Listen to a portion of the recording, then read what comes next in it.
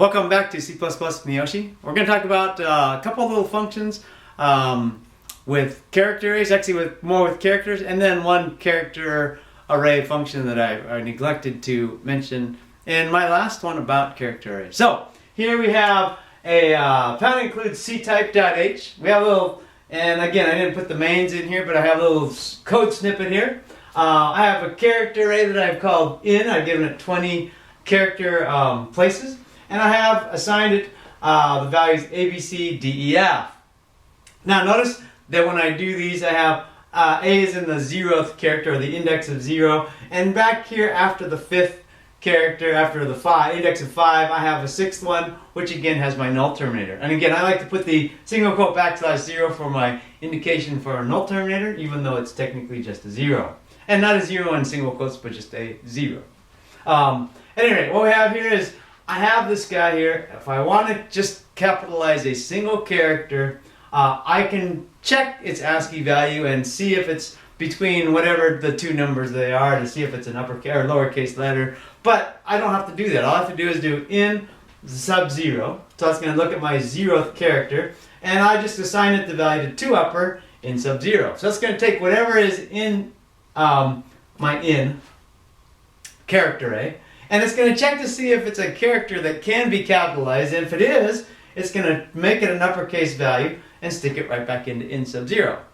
And that's indeed what it does. And then if I have I can't do it for the whole character. I can't just do toupper in without the quotes there. Without the index indicator there, the square brackets.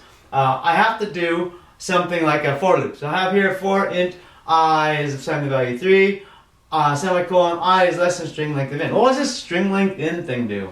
Well, what that does is that returns back the length of my string. That's why it's called string length, strlen. String length of my string. It does two things for me. It tells me how many characters are in the array, and in this case it happens to be 6. And that 6 also tells me where the null terminator is. So if I actually wanted to change the null terminator to something else, or if I wanted to put the null terminator in there, I could use the string length in. And that is really just a 6 in this case. So the string length is a great function to use with character arrays, and you want to use that whenever you want to know how many characters you have, or when you want to know the location of the null terminator. If you don't have anything in there, if there's not a string in there, if you didn't initialize it, you might get an error if you do string length of in this case. Okay, and then I have a semicolon and an I++. So we're going to just increment from 3 to the end of my string. And we're going to, in this case, we're going to take the in sub I, and we're going to uppercase. Oopsie, I didn't do this right here.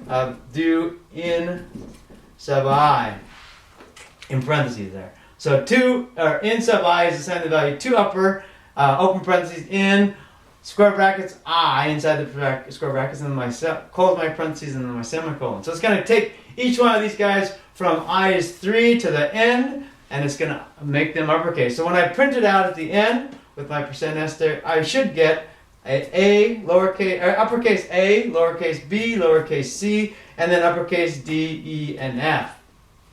It won't try to uppercase my null terminator or anything like that. Just the characters that can be capitalized get capitalized.